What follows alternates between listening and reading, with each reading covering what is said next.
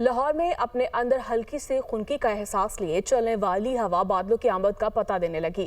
آج شام کے اوقات میں ہلکی بارش کا امکان ظاہر کیا گیا ہے۔ تمام دن لاہور اور پنجاب کے دیگر شہروں میں موسم کے کیا حالات رہیں گے، بتا رہے ہیں سہیل کیسر۔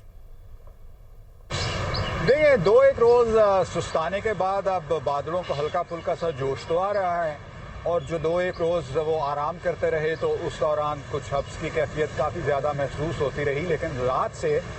جو ہوا چلنا شروع ہوئی، پھر صبح کے اوقات میں صبح اچھی رفتار سے ہوا چلتی رہی۔ البتہ محکمہ موسمیات کی طرف سے یہ بتایا گیا ہے کہ جناب آج کوئی بہت زیادہ بارش کی امید نہ رکھیں آپ،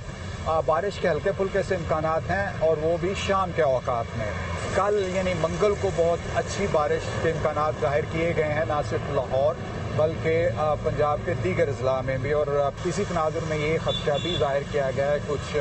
دریاؤں میں پانی کا بہاؤ جو ہے اس میں بھی اضافہ ہو سکتا ہے، تو اس لیے اس کے ارد گرد رہنے والے جو ہیں ان کو خصوصی طور پر تلقین کی گئی ہے کہ وہ صورتحال پر نظر رکھیں۔ جی